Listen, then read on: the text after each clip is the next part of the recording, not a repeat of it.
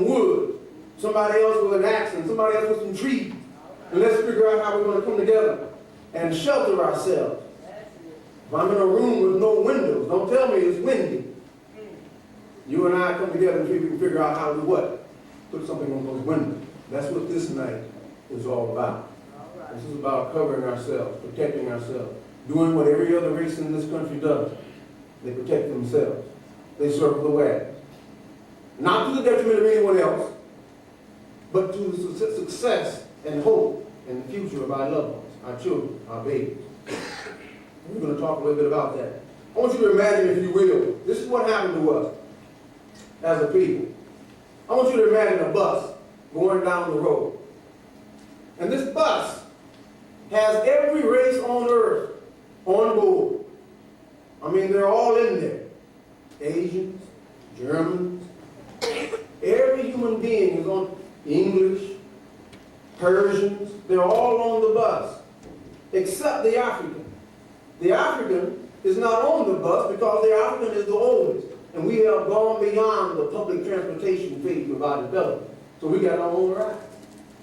However, on this particular night, rainy, cold, we're on the side of the road. We Africans, fixing a flat tire, changing a flat tire. It's dark, it's raining, and the lightning is coming down. And as Mother Africa leans down to fix this flat tire, along comes the bus with every other race on earth in it. Bus driver loses control, skids down the careen, over the rail, back across the street, and flips over the young sister, Mother Africa, working on her car on the side of the road. Everybody on that bus is injured. Some with a broken neck. The English fella has a broken wrist. Having had her from Saudi Arabia with a bad back. Everybody has been injured. It's called life. It's called human condition. We've all been slaves. We've all been on top. We've all fallen. We've all given. We've all taken. This is what this bus wreck is all about. However, in this particular bus wreck, you can imagine that being under the bus is nowhere near as comfortable as being on the bus while it is sliding across the road. So the African in this case, us, we, have sustained the worst injuries. While the Persian might stand and say, I have a bad back and I'm hurting, the French might say, you know, my neck is not what it used to be. The African can't even talk. And everybody else on that bus, years and years later after they've healed, and they're limping about but still healed. And here we are with our internal injuries, external injuries, busted, maimed. And everybody wonders what's wrong with us. What is it about you people? Why don't you, that 400 years ago, that was so long ago. What is it about you people that you just can't seem to get your act together? Why not? My message to you tonight is the people on the bus will never, ever fully understand your pain. The only one who will understand your pain are the people who are on the side of the road as that bus careened over you. The message here tonight is that since we're the only ones who understand our plight and the only ones who know our pain, we're the only ones who can fix it. We can't go outside of ourselves. Because that doesn't mean we can't accept help from other people, but we must, at one point, come to the conclusion that it's going to be us who fix us. It's going to be us who make us right. And we can do that with simple understanding, knowledge, wisdom of our ancestors. But we won't have that simple knowledge, wisdom, and understanding of our ancestors if we do not know our ancestors. If you refuse to read beyond what is placed for you in the American school system, you will not know what we were before the bus wreck. Touch. So we must, if I could just touch the other side, the splendor of courage, the satisfaction of wholeness, If I could only touch that magic that brings together my inner contemplations with my outer reality. If I could touch today the eternal now. My God, if I could only touch myself, I could touch all of humankind. In my darkest hour, we were trying to figure out how to help other people. And that's the key.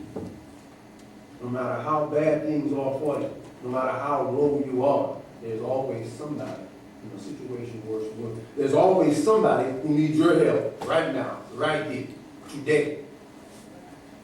Seek them out, and you will get blessings beyond your wildest imagination.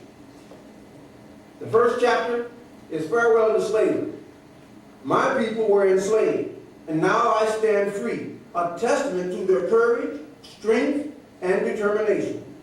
They removed manacles from their arms and legs, as I have removed the shackles from my mind. Farewell to slavery.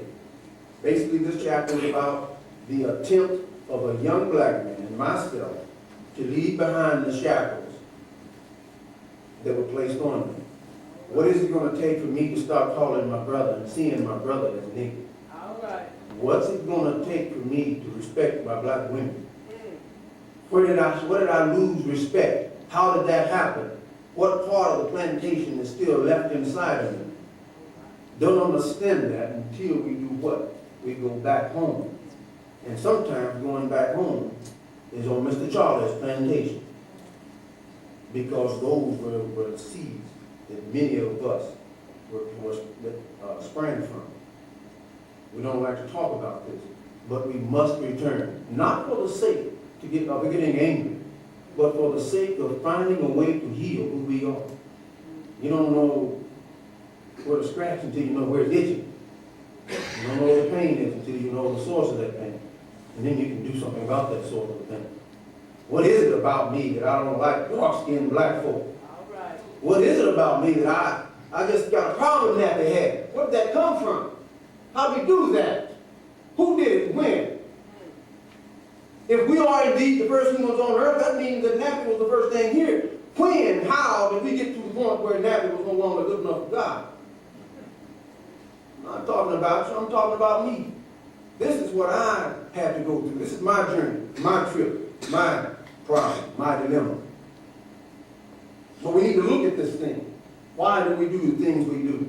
What do we say the things we say? One of the things I used to do is that I called black men niggas. I mean, that's in my mind, that's what we were. I grew up like that, I thought it, I felt it, I breathed it in here. Didn't understand what it meant. Came up with this one.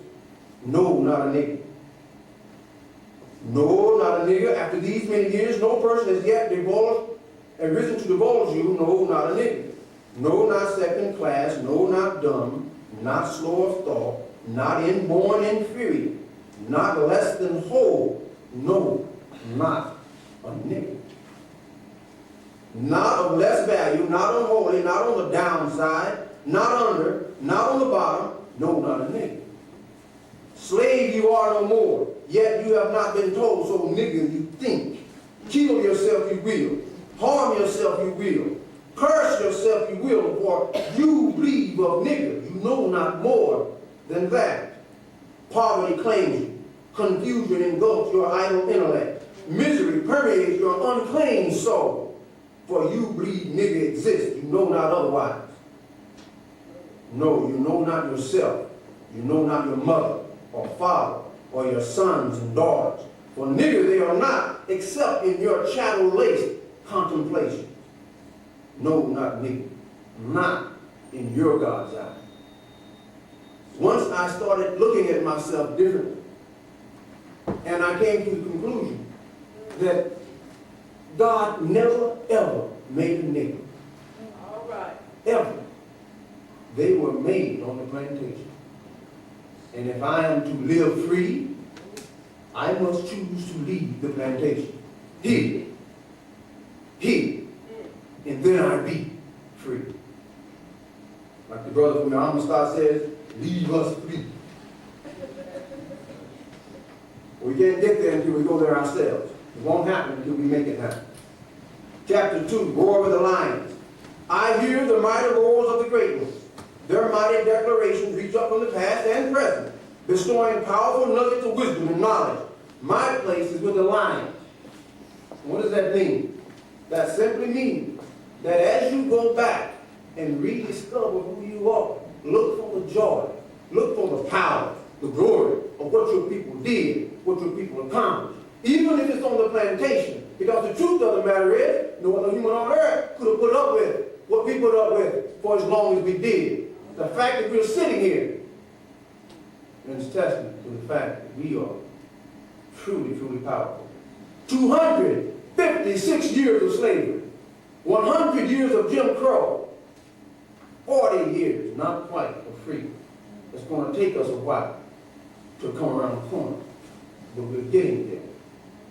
We're getting there, slowly, but we are getting there. The rest of the world, many in the rest of the world, are hoping you don't hear me tonight. Trust me. All you have to do is show up with the truth. And sometimes they'll kill you. Perception, chapter 3. I make my world. I cannot always choose the circumstances, yet I do control those circumstances that affect me. How those circumstances affect me. To be and function as I think proper, free from the bondage of viewing my life through the eyes of others. It is my God-given privilege to see what I see. I see a choice, my choice. I choose to navigate my thoughts. Key in there is that I refuse to view myself through the eyes of others. Let me tell you something. If you don't look in the mirror and see beauty, beauty doesn't exist in your world. Beauty will not exist in your world unless you learn to redefine what beauty is. It's our choice to define what inner beauty is, outer beauty. What up is, down. What smart is. I had a 70 IQ in high school. They said, man, that's almost retarded. How did you get out of there? 70? I just had to find another way. I found out I didn't have to be as smart to write. So I started writing. My writing IQ was 180. But my math IQ might just very well be 70. Define smart for you. Define what is smart. Define what is right. Define yourself. When we get to the point, and this is what slavery did, it robbed us of the ability to define who we are. It wasn't about an exchange, people working for free. I'm working for nothing and you're getting paid. It was about us losing our ability to think for ourselves. It was about our ability, our inability to feel.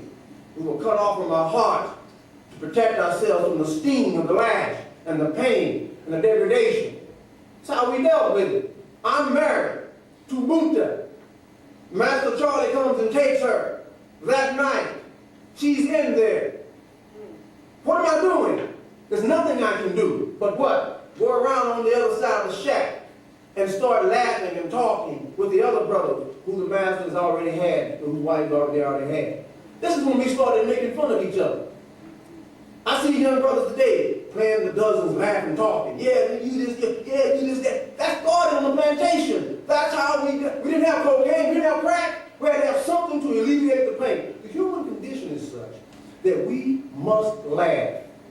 We must feel good. And if the conditions in our life are so deplorable, we will find a way to feel good. Whether it's drugs, alcohol, sex, laughter. And if we don't have anything to laugh at, we'll create something to laugh at. And this is what happened on the plantation. We created something to laugh at.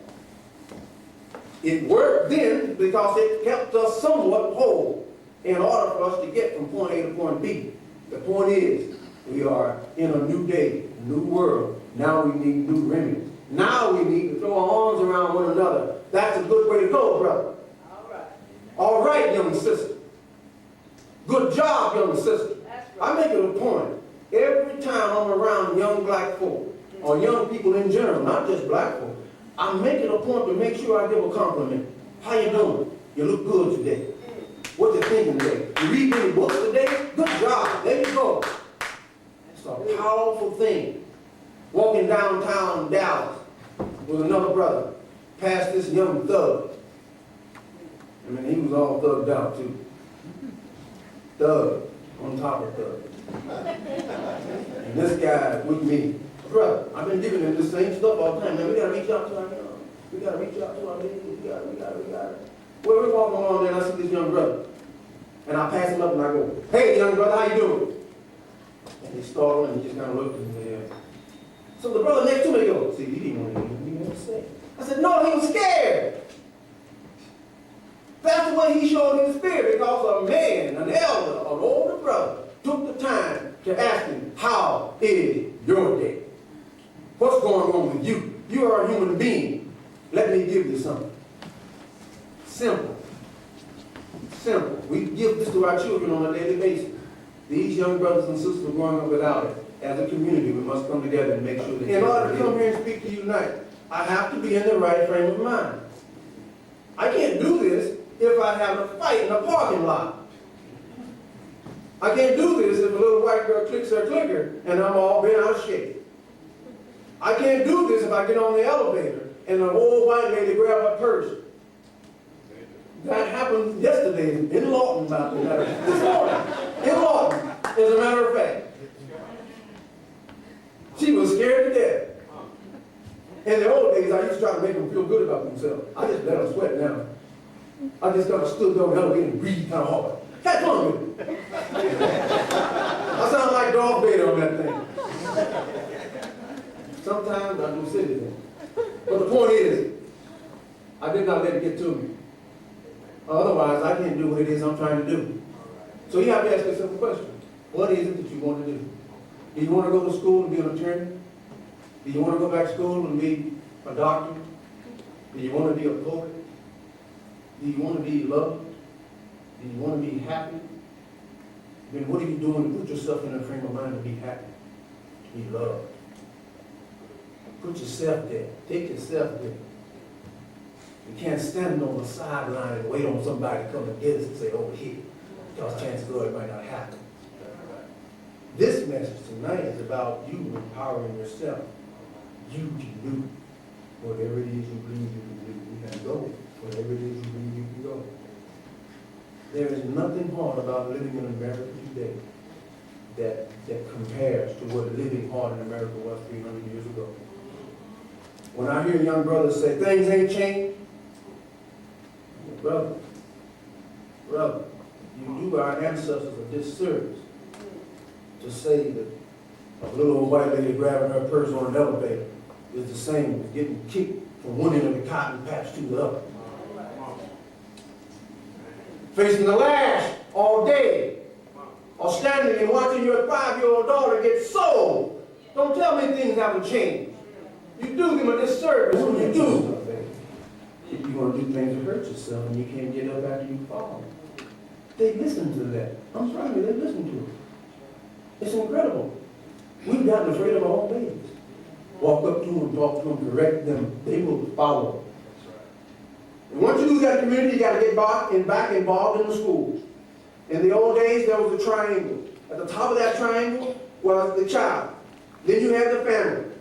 Then you had the school itself. Well, that's been broken because people aren't going to the school to take care of their babies. They're not going to talk to the school. Now, I don't mean going and yelling at teachers. I mean going and working with teachers. You can get a whole lot more done if you go up and talk to a teacher as opposed to even if the teacher's wrong. If you go up one time after a teacher has wronged your child and say, you know what, I don't appreciate you doing that. I'm struggling with this child at home, and I would much rather be able to send them to you. So why don't you work with me on this? What teacher's going to deny you after you say that? They will do anything you can possibly imagine to help your child after that. Because they recognize they were wrong. You don't have to point out they were wrong. They know they're wrong. Wrong knows wrong. Amen.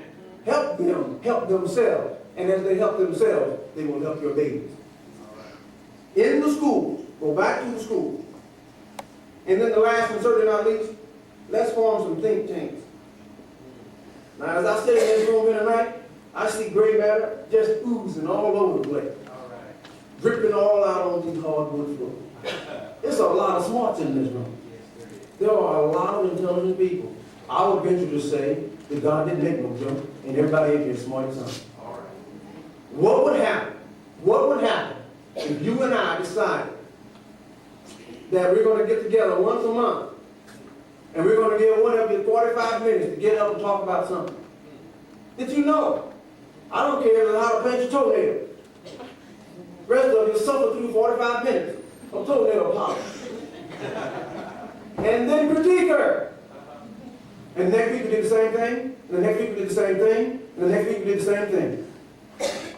Don't worry about leadership. All you must worry about at this point is getting together. Things will happen if you just come together. That's right. Things will happen automatically if you just show up. And that would be a beautiful, beautiful thing if you showed up and had something to give. Did something happen at school that you need to pass on to the community? Why not show up at one of these meetings and say, you know what? Mrs. Carrillo down there at the school is a real good teacher. She's got some real good ideas for our babies. Why don't we have her come down here and let her give us some ideas of how we can come together as a community? It's not going to work, folks, until we do this thing together. Gone are the days when we can just grab our clicker and sit behind the TV and watch that too. We have to figure out a way now to get involved with each other. Each other outside, down the street, on the next block, in the neighborhood, in the city of Lord. These are strange times. Strange times. Everybody's scared.